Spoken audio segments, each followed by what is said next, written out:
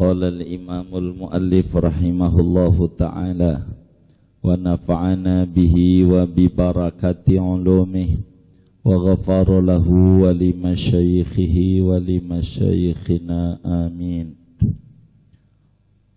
Wassalatu alaihi ayil mayyiti laysa fiha ruku'un wala sujud. Dan adapun mensolatkan atas mayit, yakni mayit, yaitu tidak ada pada solat mayit oleh ruku dan tidak pula sujud. Wa arkanuha sab'atun.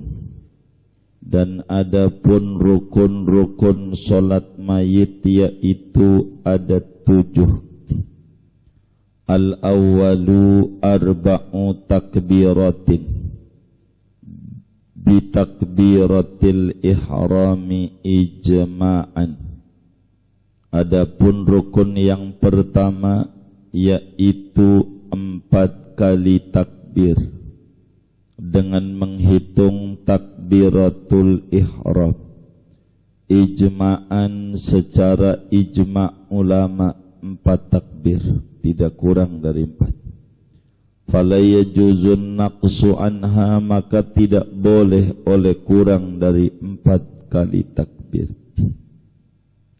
Walau zada alaiha walau amidan aliman walau biqasdir rukniyati lam yadurra.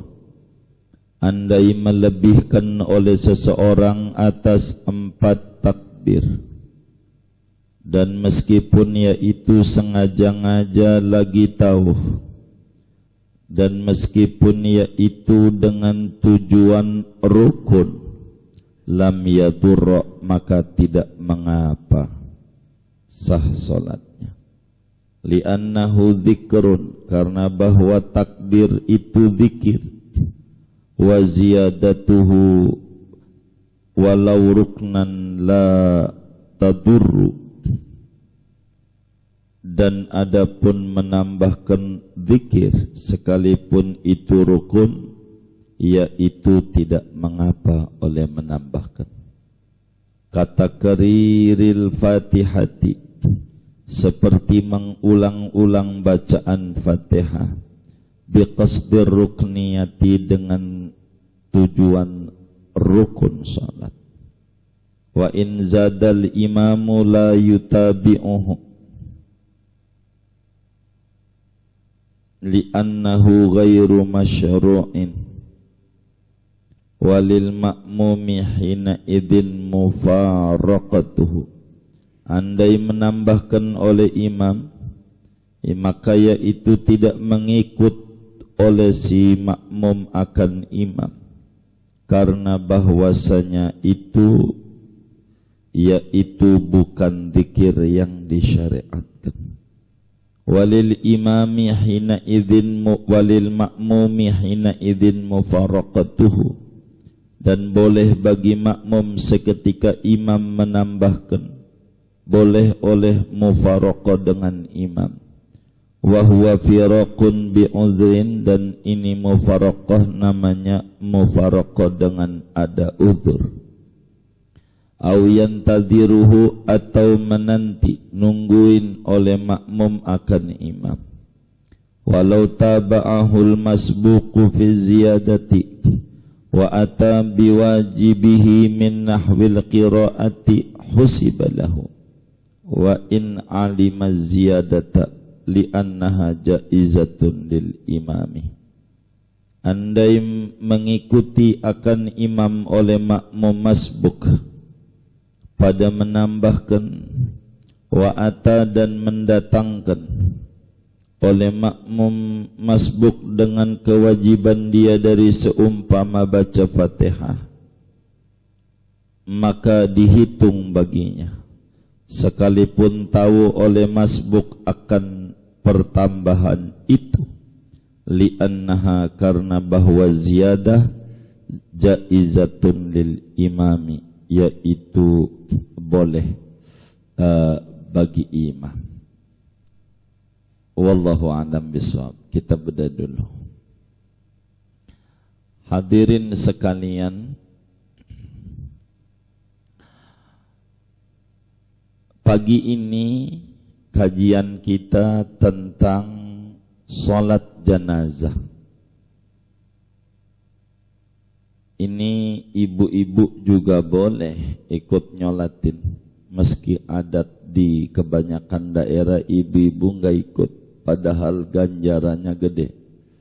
Cuman kalau di Mekah dia ikut dia, di Madinah kalau umroh mesti dia ikut dia.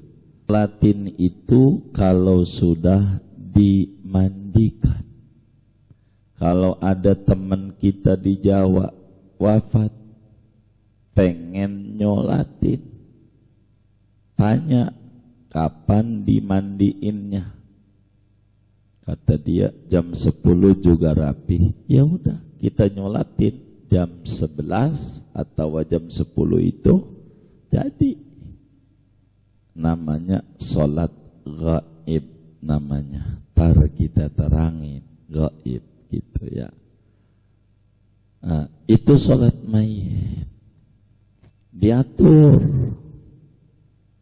Jadi kudu suci dari hadas, kudu suci dari najis, pakaian, badan, tempat sholat, hadap kiblat, begitu, nutup aurat. Ya normal lah, seperti sholat 5 waktu aja. Cuman ada tambahan syarat dalam sholat mayit.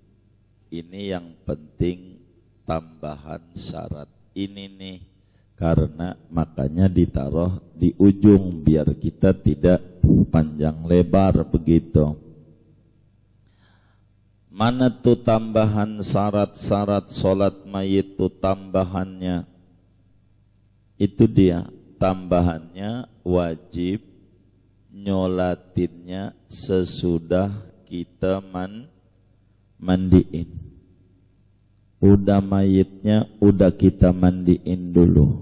Kalau belum dimandikan haram sholat. Umpama ada orang mati, ternyata kagak dimandiin oleh kelurahannya, oleh rumah sakitnya, kagak dimandiin, ya kagak ada nyolatin. Kan nyolatin ini hubungannya dengan mandiin. Jadi kalau orang tuh enggak dimandiin, pastikan enggak ada disolatin.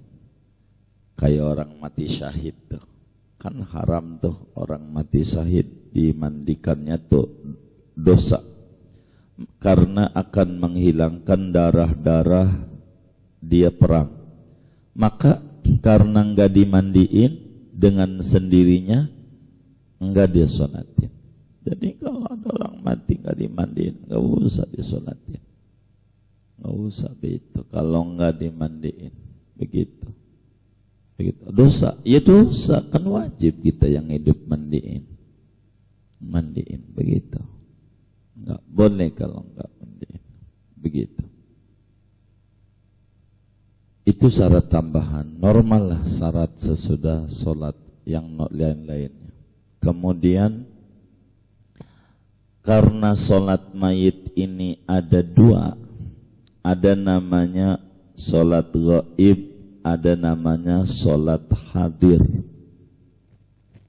Arti gaib itu mayitnya jauh dari kota kita, meski tidak 90 km, 30 aja jadi sepertiganya. Dari sini ke Depok dah, sini Bekasi gitu, Babelan lah, Bekasi Utara, ya enggak apa-apa. Jadi sholat gaib itu arti gaib mayitnya jauh dari kota kita, meski setengah marhala, 1 marhala aja. Begitu, enggak mesti 90 km. Apalagi maksudnya kalau sampai 90 km. Itu namanya sholat gaib. Saya mau nanya dulu, Ada orang mati udah dikuburin. Kita nyolatin. Ini namanya sholat ghaib bukan nih? Ada orang udah mati, kuburnya di Tosiga. Tahu Tosiga enggak? Ah iya. Tuh, kuburin, kita nyolatin. Tuh namanya sholat ghaib bukan tuh? Hah? Udah dikuburin? Hah? Sholat ghaib bukan tuh? Yang benar nih. Oh, udah dikuburin. Sholat ghaib bukan? Ghaib. Emang apa ghaib? Enggak kali. Itu waktu disolatin di Al-Ikhlas tuh mayitnya kelihatan gak sih? Hah? Mayitnya kelihatan gak? Kagak, ghaib. Jadi ghaib itu apa? Ghaib itu apa? Jaraknya jauh dari kota kita. Paling dikit 30 km. Dari Al-Ikhlas ke Tosiga ada enggak 30? Jadi ghaib apa hadir? Jadi ghaib itu bukan berbicara alpa. Bukan. Ghaib tuh. Ini alpa nih. Kan kalau sekolah Udin hadir. Mamat ghaib. Bukan itu, bukan. Kita harus tahu istilah. Di mana posisi itu. Artinya mayit ghaib, mayit yang jauh dari kota kita. Di Bekasi dah. Begitu jauh kita maraninnya. Depok gitu mayitnya. Itu namanya ghaib namanya. Kalau masih dekat seperti di relasi di lapangan bola ada enggak 30 ini? Enggak ada. Iya, itu namanya enggak boleh kita sholat ghaib. Enggak boleh kita sholat ghaib. Padahal masjidnya di sebelah sini nih. Apa ya masjid yang dekat ya? Al-Ansor. Baik. Di Al-Ansor ada sholat mayit. Kata kita di sini imamnya kita sholat ghaib. Ada ustadz wafat lagi dia sholatin Al-Ansor. Kita sholat aja di Al-Ikhlas. Nah, ini enggak benar namanya begitu.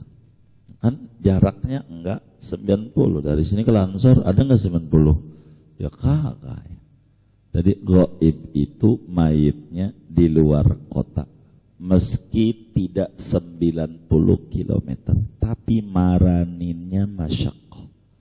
Makanya 30 kilo jadi begitu. Enggak mesti 90. Itu sebut ghaib. Jadi ghaib ini bukan dikubur. Kita mayitnya udah dikubur. Kata kita, ayo saudara, kita sholat ghaib. Ini salah. Orang mayitnya di depan. Kuburan depan. Ada nggak 90 km dari kita ke kuburan ini? Lah kan kagak sejengkal doang ya kan? Itu bukan ghaib namanya. Mayit hadir namanya. Begitu. Sebutan ghaib itu berkaitan jarak. Bukan kaitan kelihatan nggak kelihatan. Nanti kalau nggak kelihatan, yang ditutupin kurung batang, kelihatan nggak? Ghaib juga namanya. Bukan begitu istilah ghaib dan istilah hadir mayit itu. Kalau sholatnya mayitnya ghaib, hadir, artinya ya di depan kita istilah kata. Wajib sholatnya mayitnya di depan imam. Bila sholat hadir, sholat mayit hadir, wajib mayitnya di depan imam. Wajib tuh. Kalau mayitnya hadir, wajib mayitnya di depan imam. Tapi kalau ghaib, tidak wajib. Mayitnya di Surabaya. Timur apa baratnya Jakarta tuh? Hah? Surabaya. Timur, kan disebutnya Jawa Timur. Kita kan Jawa bagian barat ini ya kan. Begitu. Timur. Orang sholat tuh wajib ngadep kiblat kita ke timur ke barat. Barat. Kita ngadep barat. Mayitnya di timur, anggap baratnya ke situ, ya kan? Ngadepnya kita ke timur, enggak sah. Wong syarat sholat kudu ngadep kiblat. Bagaimana bertentangan? Mayit ini kan kudu di depan imam. Ya, kalau mayit hadir. Kalau mayitnya di Surabaya, enggak perlu kita ngadep timur. Mayitnya di sono, misalnya di Ampel, gitu. Enggak, ngadep kiblat juga. Ngadep kiblat. Begitu, wajib kita ngadep kiblat. Tapi ingat, prinsip mayit kalau hadir di depan imam. Ini yang harus diingat sama kita. Mayitnya kudu di depan imam. Kudu di depan mayitnya. Bagaimana posisinya? Terserah. Mau palanya di kiri kek, mau palanya di kanan kek, mau didiriin kek, dipegangin, yang penting di depan. Ingetin prinsip dulu biar kita paham. Prinsipnya sholat mayit kalau mayitnya hadir kudu ada di depan. Posisi mayitnya terserah, namanya teknis, bukan prinsip. Mau palanya di kiri kek, mau palanya di kanan kek, mau didiriin, dipegangin, boleh, sebab di depan. Itu prinsip. Dari prinsip ada teknis, ini yang disebut sunnah. Dalam mensolati mayit itu sunat dirinya imam lempeng kepala, lempeng leher, lempeng kepala. Imam tuh kalau mayitnya laki. Kalau mayitnya perempuan, lempeng pinggulnya.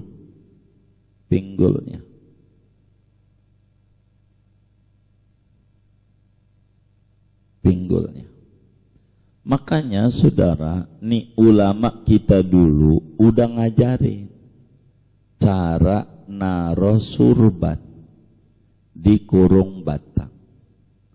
Itu udah diajarin, cuman kita ora paham sehingga dirombak-rombak sama kita. Kalau dia naro sorbannya itu, ini lambung kanan, kepalanya sini. Kalau kemudian sorbannya itu begini, nih posisi sorbannya, yang kan kurung batang nih, kan dikasih biasanya kerudung gitu ya, sorban biasanya. Kalau lempeng sini maknanya laki-laki. Ini bukan ciri kepala, bukan. Ciri laki, begitu maksudnya. Biar kita enggak bergeser dari ajaran kiai ajarin di teknis. Kalau sorbannya rada nengah begini, sorbannya rada nengah, ini perempuan. Jadi orang tuh nggak pakai nanya kalau mau nyolatin. Ini mayitnya laki perempuan. Gue juga diajak begitu. Itu lihat aja palanya itu waktu pengumuman sorban itu di mana. Kalau kita kan enggak, mau laki mau perempuan sorbannya di kan begitu. Padahal enggak begitu dari kiainya, ajarannya. Jadi kalau perempuan lempeng pantat, maksudnya buat diri imam lempeng sorban itu, begitu maksudnya. Maksudnya sorban tuh. Jadi gua bingung nih, lahu apa laha apa dia banci lahe nih. Dia bingung. Jadi nanya, itu lihat aja itu. Sorbannya di mana? Begitu. Sorbannya posisinya tuh begitu. Udah diciriin biar kita nggak pakai. Coba gue intip dulu ya. Nggak perlu saudara intip. Dari sorban ini tahu dalam.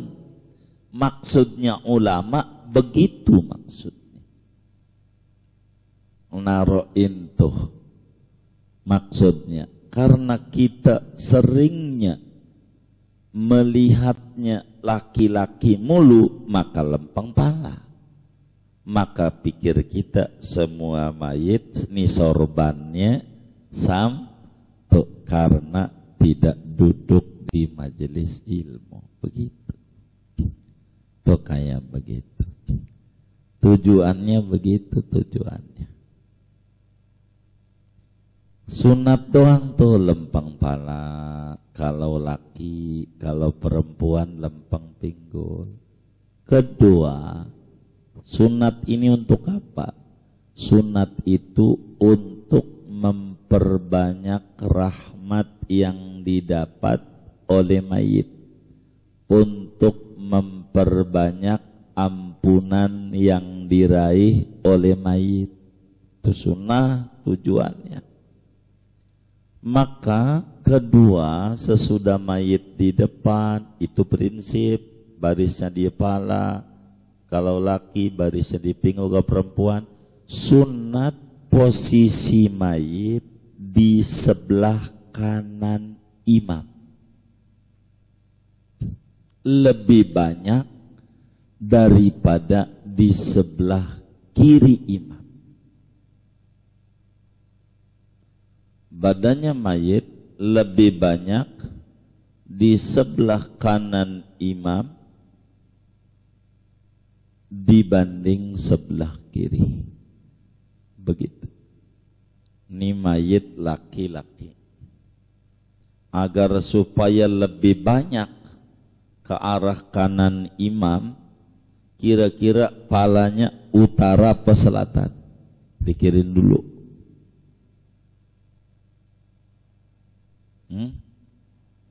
Selatan.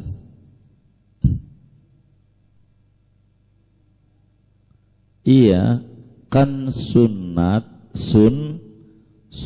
pertama prinsipnya mayit itu kudu di depan. Itu satu.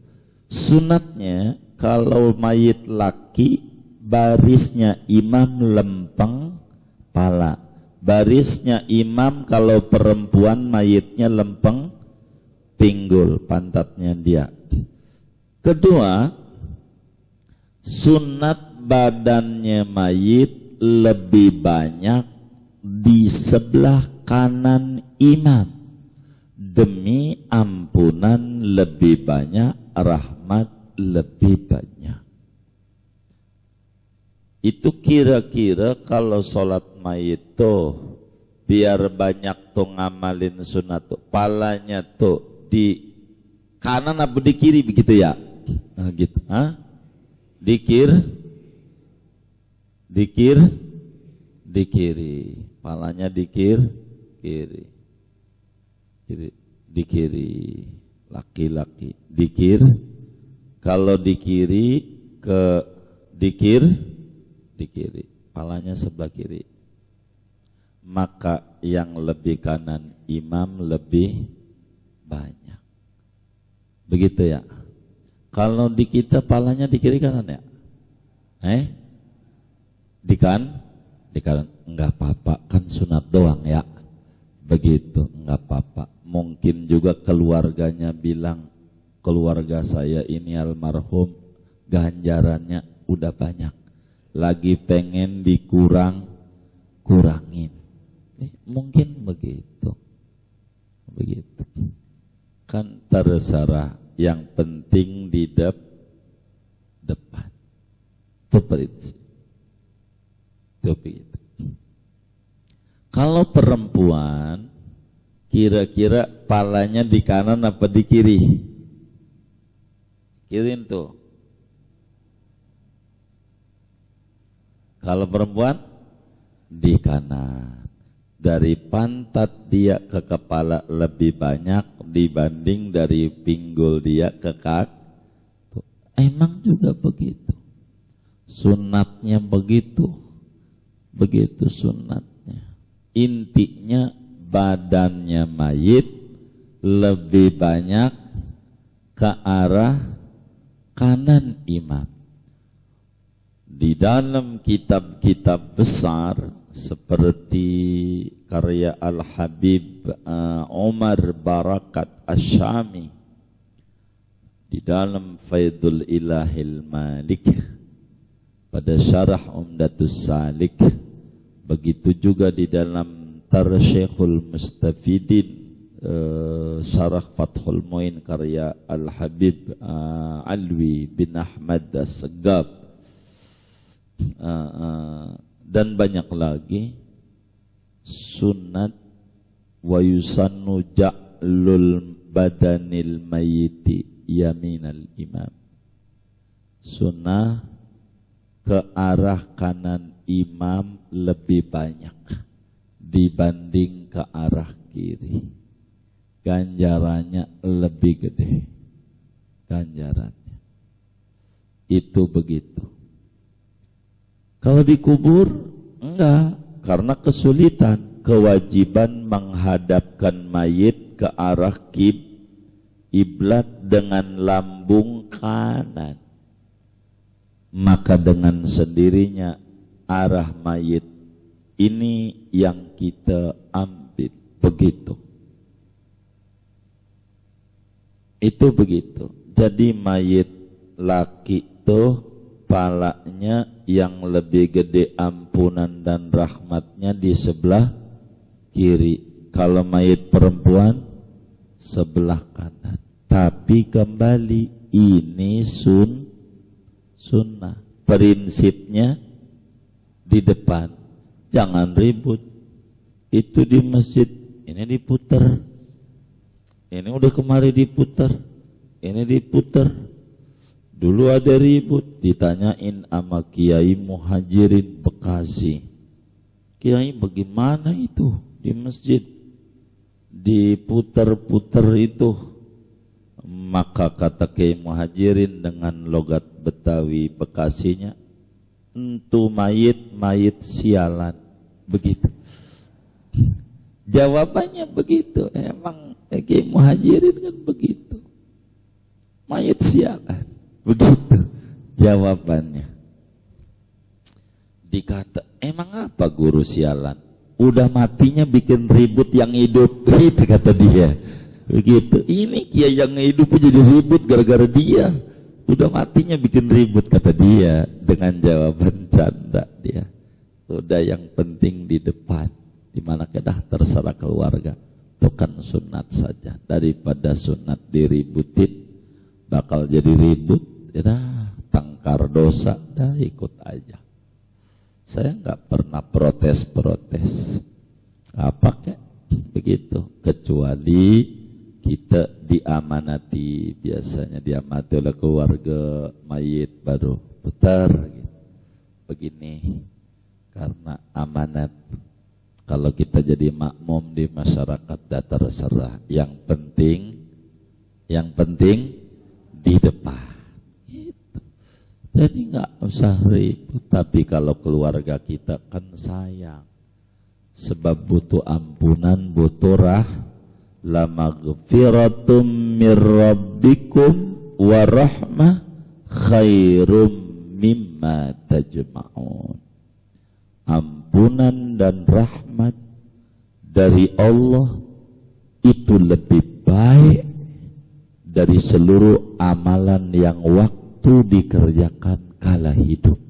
Makanya orang mati doanya diputer-puter, Allahumma gfir lahu warhamhu, Allahumma gfir lahu warhamhu. Saking kudu banyak itu.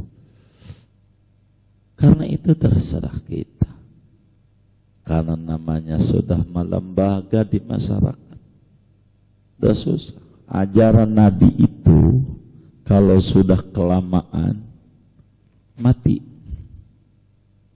Kalau udah kelamaan, kalau udah mati, dihidupinnya lagi ganjarannya gede-gede karena ribut. Man ahya sunnati inda fasadiha u'tiya ajra mi'ati syahidin. Dalam hadisnya itu, siapa yang menghidupkan ajaranku sesudah matinya ajaran, maka dia diberikan ganjaran kayak mati syahid 100 kali. Gedenya. Kenapa? Orang dikata mirip, bikin ajaran baru gitu. Padahal ajarannya udah lama, cuman kitanya baru tahu, baru ngaji. Akhirnya baru gitu. Begitu. Itu begitu. Sayang kitab kita kecil jadi enggak bunyi begitu tuh. Cuman berharap kami ngaji fikih ini ya Allah takdirin kita panjang umur, sehat walafiat, khatam kitab ini. Kita pengen ganti kitab begitu, jangan balik kemari, kan sama aja gitu. Biar kita ngaji enggak 2-3 kali, kan masih banyak ilmu Islam yang belum kita pelajari.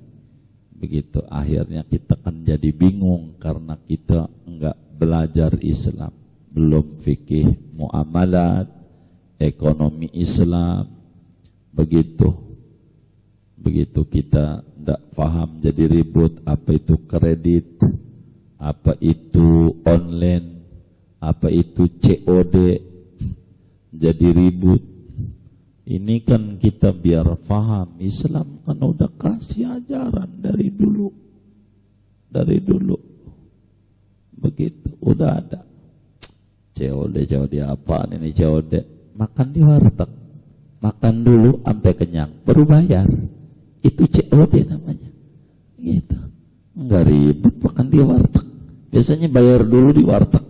Apa makan dulu? Makan dulu. Itu sampai masuk di perut sampai tahap baru bayar.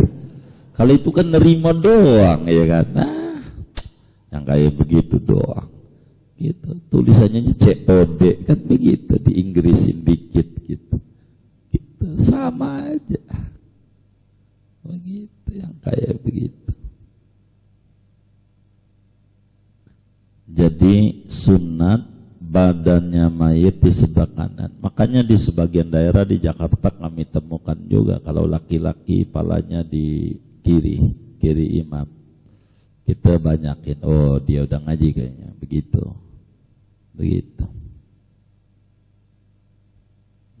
Ada juga yang nggak apa-apa, ya terserah keluarganya dia ya kan dia yang berhak, terserah keluarganya dah. Begitu. Itu sunat tuh begitu. Badannya mayit sebelah kanan imam. Bahkan dulu ada satu waqiah kejadian di Betawi juga. Ulama tuh begitu. Ada kejadian begitu. Dulu. Ya urusan pala nih jadi ribut itu. Pala tuh begitu. Jadi kalau kita enggak usah, kalau ribut terserah. Kalau mayit kita baru ini orang tua kami, ini kakak kami pengen ampunannya banyak. Jadi kami pengen begini. Begitulah kita. Kalau orang lain terserah, kan sunat. Begitu, sunat. Kayak qobliyah ba'diyah aja kan kita agak ribut, teman kita gak ngerjain habis sholat pergi aja kan, nggak usah ribut, kayak begitu. Mau sunnah lah. Ributnya ini kan dosa, begitu. Enggak usah kita bakal jadi dosa. Itu aturan jenazah tuh begitu. Tapi sunat itu begitu, sunat begitu. Dan syaratnya di dalam sholat mayit ini sesudah dikafani, sholatinnya tuh sebelum dikubur. Andai ada mayit dikubur belum disolatin, dikubur, ya kita solatin aja. Tapi dosa kalau sengaja. Kudu berurutan, kuburnya habis solatin dulu. Begitu. Tapi andai kejadian udah dikubur belum solatin, udah dimandiin, kubur aja. Nah, jadi solatnya nggak perlu digali ulang, tapi dosa. Ini melanggar aturan. Kemudian sunnah. Kita ngomongin sunnah dulu sebelum ngomong rukun ya. Tadi udah tuh sedikitnya sunnah-sunnah. Dalam sholat mayit itu sunnat kita upayakan 3 baris. Lebih bagus. Artinya lebih dari 3 baris bagus. Ada orang 3 doang yang nyolatin, 3 doang. RT mati, ada sekretaris, ada bendahara, staf jaga kantor ratu, 3 ya. RT-nya mati, kagak ada yang mau nyolatin. Masalahnya urusan bansos, kecewa. Umpama ini nyengir ini apa begitu tuh? Ini kan contoh begitu, contoh. Jadi ini nggak ada yang nyolatin, 3 doang orangnya. Ini bagaimana cara barisnya? Barisnya begini. Ini mayitnya sebelah sini nih, kiblatnya sono, ya kan? Barisnya begini. 3, 1, 2, 3, begitu. Cara barisnya. Karena 3 baris, biar 3 baris. Kayak begitu caranya. Itu namanya 3 baris. Ada 7, ya Pak. Imam bikin 4. Ada 7 imam, makmum 2, 2, 2, gitu. Bagaimana biar dapat 3 baris? Karena gede ganjarannya. 3 baris tuh gede ganjarannya. 3 baris tuh rahmatnya banyak, gitu. Enggak mesti ganjil, artinya enggak mesti ganjil gini. Umumnya ada 4 baris ya enggak apa-apa, enggak usah dibikin 5 biar ganjil, enggak. Yang penting 3, lebih dari 3 bagus. Kedua, berikutnya dapetin 40 orang yang nyolatin tuh. Andai kudu bayar gitu, orang kamu nggak mau, kalau nggak bayar, nggak apa-apa, duitnya dia ini, duitnya almarhum. Kata Nabi, ma min muslimin yamutu fayaqumu ala janazatihi arba'una rajulan la yusyrikuna billahi syai'an illa syafa'ahumullahu anhu.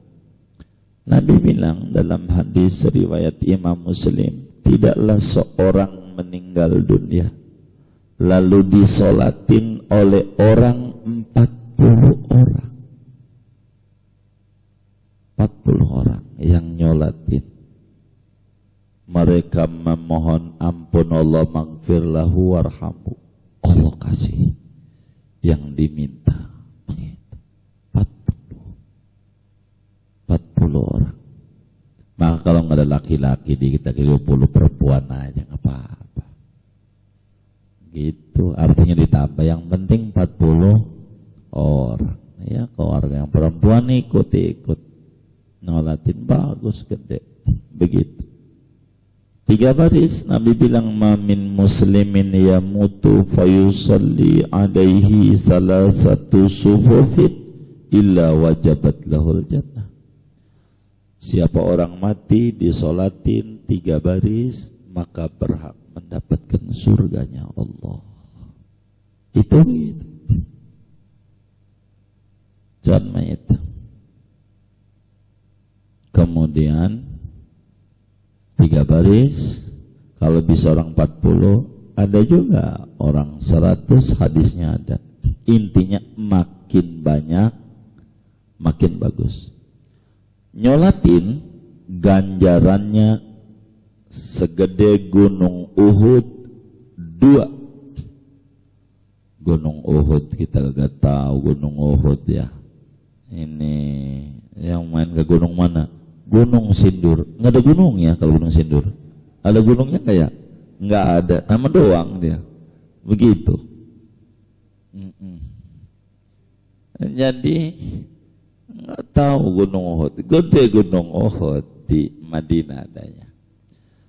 Jadi mau kenal kita, mau tidak kenal. Kalau ada orang mati, disolatin, nyolatin aja. Jangan enggak nyolatin aja. Nyolatin. Gua enggak kenal sama dia. Jangan. Gede ganjarannya. Jadi sholat mayit itu falahu qiratun wa fi riwayatin qiratani. Ganjaran nyolatin itu segede 2 gunung Uhud. Mau laki, mau ibu-ibu, familinya wafat, temannya wafat, nyolatin lumayan. Dulu Ibnu Umar, sahabat Nabi, mendengar Abu Hurairah bilang begitu, karena hadisnya dari riwayat Abu Hurairah, nyolatin mayit gede gunung Uhud. Akhirnya ngutus muridnya, khadimnya, dulu budaknya, namanya Imam Nafi'. Nafi' ini pembantunya Ibnu Umar. Nafi' baik, tuan ente ke rumah Bunda Aisyah, coba tanya sama dia, bener nggak Nabi bilang begitu? Begitu, lari Nafi' ke rumah Siti Aisyah. Bunda, kata majikan saya Ibnu Umar, bener gak Nabi bilang nyolatin tuh ganjarannya gede begitu? Kata Siti Aisyah, iya Nabi bersabda demikian. Dia pulang ke Ibnu Umar lempar-lemparin batu koral, wong lagi nongkrong, batu dilemparin. Kata dia, rugi gue, banyak banget ganjaran yang hilang. Banyak, kan lumayan nyolatin bentar doang, ganjaran gede. Oh, di masjid ada mayit, waktu kita ada ikut nyolatin aja. Mau kenal kayak, mau enggak kayak, kalau kita enggak uzur, ikut aja, lumayan.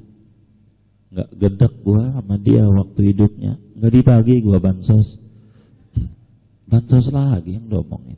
Yang lain kayak udah mati mah jangan diperkarain, mati diperkarain juga, nggak usah. Nah, nyolatin ini sampai kapan waktunya? Kalau kita belum nyolatin, masih sunnah nyolatin. Ada 3 riwayat dalam hadisnya. Yang pertama 3 hari, yang kedua sebulan, yang ketiga selama belum nyolatin. Selama belum nyolatin, yang penting kita udah balik waktu dia mati. Contoh, kita yang sering masuk masjid, mau nyolatin jenazahnya udah keluar dari pintu masjid, udah keluar, udah digotong, mau dibawa ke Tosiga, bawa ke Tosiga, gitu, mau dibawa, kata kita, ya udahlah, udah kelar ini, kagak nyolatin kita. Ada nggak yang model begitu? Ada. Oh ada. Banyak nggak? Innalillahi wa inna ilaihi raji'un. Jangan. Kalau sampai udah digotong, nanti dikubur, selesai dikubur rapi, sebelum talqin, yang belum nyolatin dulu. Dikubur. Yang belum nyolatin dulu. Di kebun jeruk nggak ada kayak gitu tuh. Waduh, jangan. Kerjain nyolatin dikubur. Wong kan kita belum nyolatin. Cuman kan syarat sholat mayit itu kudu suci dari Kalau kita pakai sendal nih, makanya saya minta sendal. Tapi harus dikoranin ternyata. Nggak bisa nyontoinnya kan dikoran. Anggap aja ada najisnya masalahnya. Kan begitu kita nyontoinnya. Nggak, yang penting taruh aja gitu Bang. Iya, contoh aja. Buat itu. Gitu, anggap aja ada najisnya gitu, padahal nggak ada najisnya. Baik, ini kita sholat saudara, nih ibu-ibu kelihatan gak ini? Kelihatan baik. Ini namanya kalau sendal atau sepatu ada najisnya, kan di bawah ada najisnya nih, ini dipakai begini, ini namanya menanggung najis.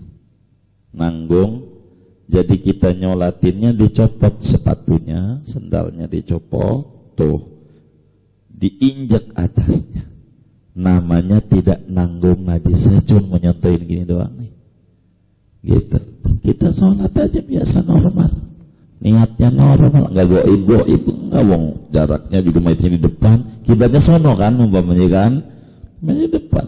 Ini ada nggak kira-kira 90 km ini? Lah kan nggak, nih mayit goib apa hadir nih? Hadir, nyolatin, jangan. Kasih kesempatan yang belum nyotain, sholatin dulu, habis itu baru talqinin. Atau habis talqin nggak apa-apa. Biasanya sih umum adat pelaksanaannya sebelum talqin biasanya, tapi bukan aturan. Itu adat pelaksanaan saja. Mau habis itu juga apa-apa. Sholat aja biasa normal, salam begitu. Jangan enggak. Itu mau udah digotong nih, ya udah dah. Ada nggak yang nggak begitu? Ngaji juga jangan-jangan orangnya. Jangan gitu, nggak benar itu. Jadi sendalnya dicopot, jangan dipak. Kalau ibarat pakai sepatu tuh yang ada tali-talinya, di gini ini ya dilepas gitu aja. Begitu, kecuali ininya nih kan ada karpet atau apa. Ini kan tanah kuburan, gali ulang najis apa. Jadi kita enggak bawa najis biar kita rapi. Itu namanya nyolatin. Sampai berapa? Ada 3 riwayat, 3 hari. Ada hadis yang 3 hari. Jadi ada sahabat wafat. Nabi biasanya tukang bersihin masjid. Biasanya. Orangnya hitam, saya lupa nih namanya. Ini orangnya hitam, jelek begitu. Orang nih pendek, hitam, udah jelek banget dah. Jadi kata orang kampung tuh, waktu dia mati, nggak perlu manggil Nabi begitu. Orang model kayak begini, terkenal juga kagak, timbang marbot doang begitu. Orangnya hitam jelek, pokoknya dianggap enggak begitu dah. Akhirnya satu hari Rasulullah SAW nanya, mana si fulan? Saya lupa nih nama sahabatnya. Mana si fulan ini? Katanya udah meninggal. 3 hari yang lalu. Astagfirullah, ente kagak bilangin aneh. Mana kuburannya? Datangin ke kuburan Nabi, sholat. Udah 3 hari. Ada lagi As'ad bin Zurarah, ini salah satu. Ini mau udah lama nih. Mana As'ad bin Zurarah itu khotib pertama sholat Jumat sedunia. Nabi aja belum sholat Jumat, masih di Mekah. Dia udah di Madinah, negeri aman, sholat Jumat. Tapi belum. Ajaran ada, tapi Mekah masih negeri tertindas, belum hijrah ke Madinah kali itu. Dia waktu mati, As'ad bin Zurarah, Nabi tanya, mana As'ad? Udah meninggal Nabi 3 bulan yang lalu. Inilah ente nggak bilangin, mana kuburannya? kita pulang kampung. Pendapat yang ketiga selamanya. Mana kita udah 2 lebaran gara-gara pandemi, nggak pulang-pulang kampung. Lebaran kemarin kagak, kemarinan ini enggak. Kita nggak tahu diperpanjang lagi apa kagak ini. Kalau diperpanjang terus sampai 3 lebaran, namanya Bang Tayyib. Sebab Bang Tayyib tuh kagak pulang-pulang 3 lebaran. Begitu. Nih kita pulang kampung ternyata ke Tegal. Nggak ngaji nih anak Tegal. Pulang ke Tegal. Tetangga kita mati. Katanya udah 2 bulan yang lalu. Ya pergi aja ke makamnya, sholat. Begitu. Oh udah mati 2 tahun yang lalu, masih ada pendapatnya, sholatin. Kan selamanya sebelum nyolatin. 2 tahun yang lalu ya udah sholatin. Jangan enggak, karena itu yang lebih gede daripada tuntunan Nabi. Jangan kita udah kelewat, umpamanya kita keluar kota ya kan, ada dinas dari kantornya 4 hari, pulang ke Kebonjeruk, tahu-tahu udah tahrir malam ketiga, kita belum nyolatin, datang ke makamnya, datang, sholatin.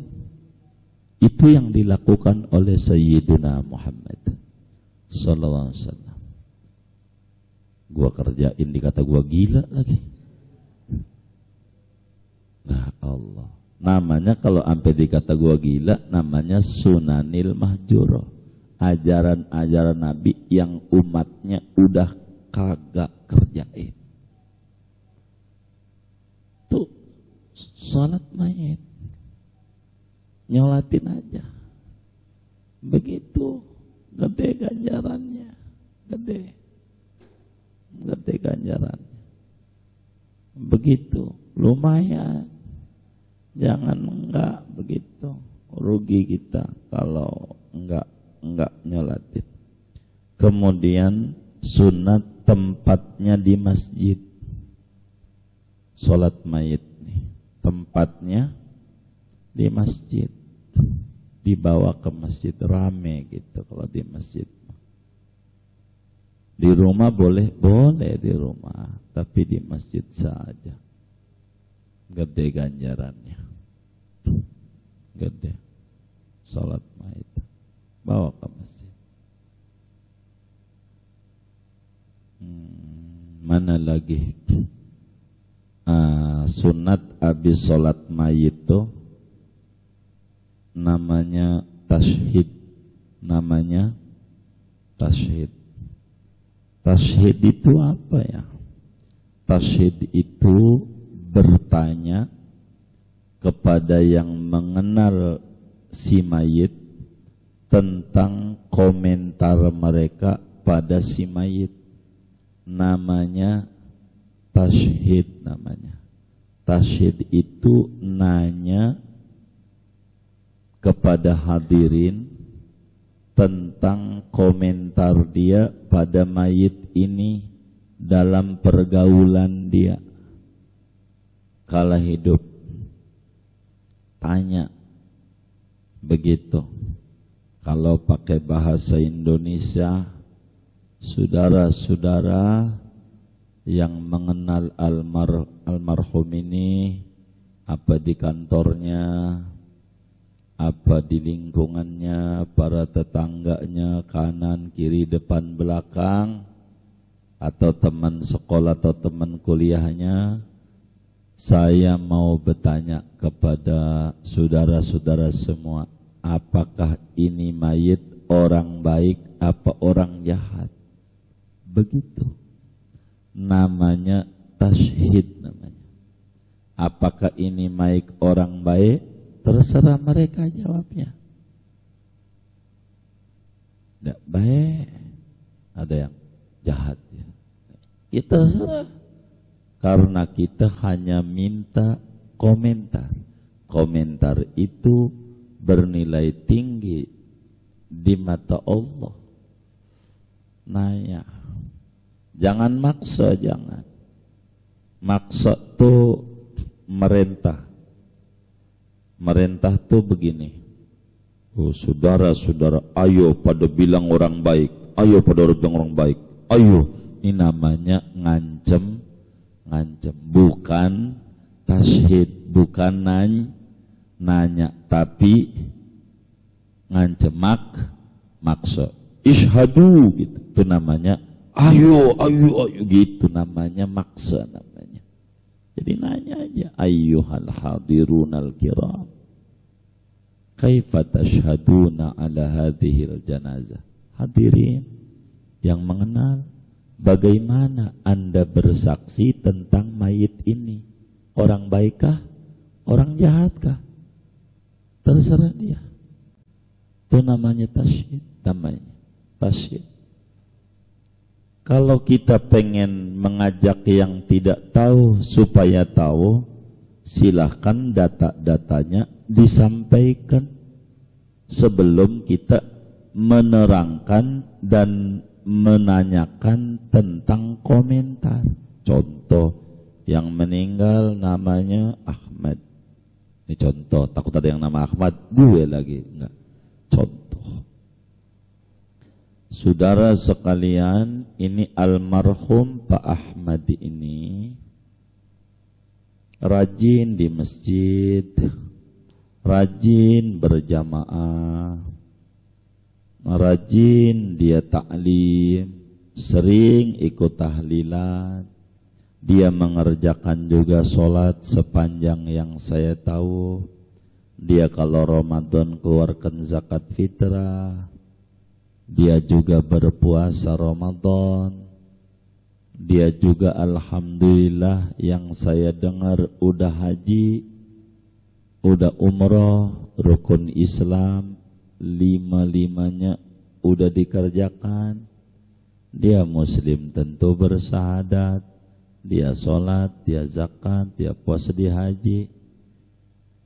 Menurut saya ini orang baik.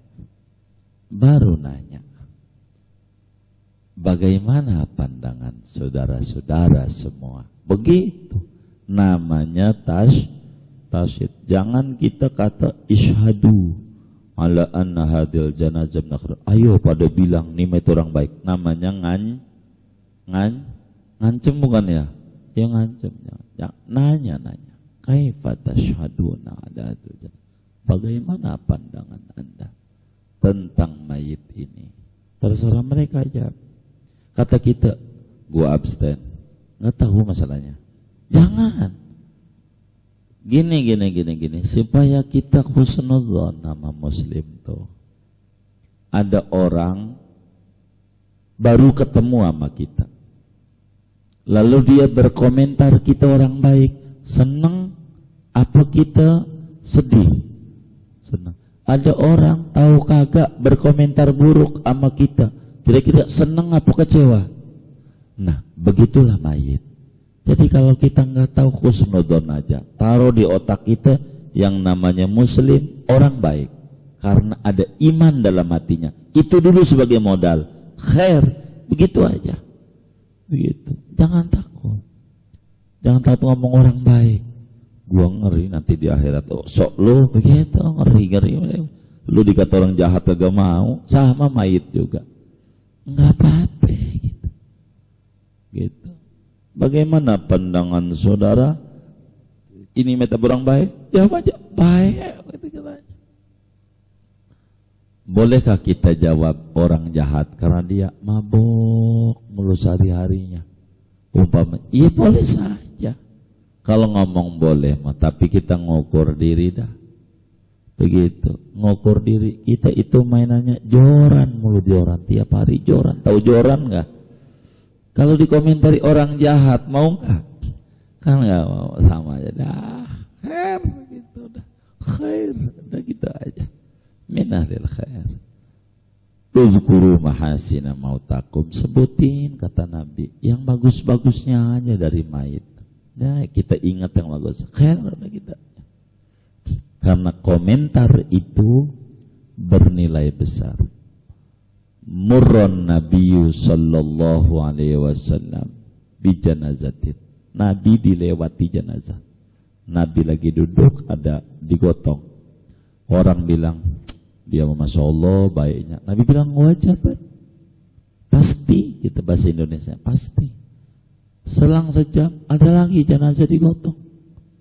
Orang komentar, waduh dia kelakuannya demennya ngaji mulu, ngatur biji catur, dipikir ngaji ke majelis, begitu, gitu. Waduh kelakuannya, begitu. Demennya tahlilan berempat, double it, balak 6, begitu. Aduh, kata Nabi pasti, Nabi jawabnya pasti aja. Sahabat bertanya, kok dua-duanya pasti? Iya, kalau komentarnya baik, pasti dianugerahi surga. Kalau komentarnya buruk, pasti masuk neraka. Jadi kita yang baik-baik saja, jangan takut. Biar nanti waktu kita mati, orang juga berkomentar kita orang begitu. Jangan pelit. Gua orang kenal. Jangan. Khair aja. Begitu. Jangan. Bagaimana? 3 orang doang. Baik, yang lain diem aja. Ini namanya orang gak ngerti akhlak Islam. Wa khaliqin nas bi khuluqin hasan. Yang bagus saja. Baik, begitu aja, jangan takut dah. Begitu, jangan takut. Begitu. Tapi dulu tukang mabok, mungkin saja sebelum wafat dia bertobat, kan kita nggak tahu. Udahlah, kita nggak usah buruk sangka. Yang kita nggak tahu. Begitu, tasyhid namanya, tasyhid. Inilah syarat-syarat sholat mayit, sunnah-sunnah sholat mayit, lalu kemudian rukunnya. Wa arkanuha sab'atun, rukunnya ada 7. Nanti aja kali ya. Iya baik. Wa arkanuha lagi nanti. Sholat mayit kagak ada ruku, kagak ada sujud. Jangan sampai ruku juga, sujud juga. Kalau jawabannya pinter, mendingan. Ngapa bang di rukun sujudin? Ini dosanya ya Allah, saya pandang gede banget. Sianan, makanya saya pakai ruku pakai sujud. Begitu. Ini, oh begitu ya kata yang dengar. Padahal salah juga dia. Kagak ada ruku, kagak ada sujud, kagak ada. Nanti kita ngomongin rukunnya segini aja dah. Ada pengumuman katanya dari pengurus Nurul Fikri. Wallahu a'lam bishawab.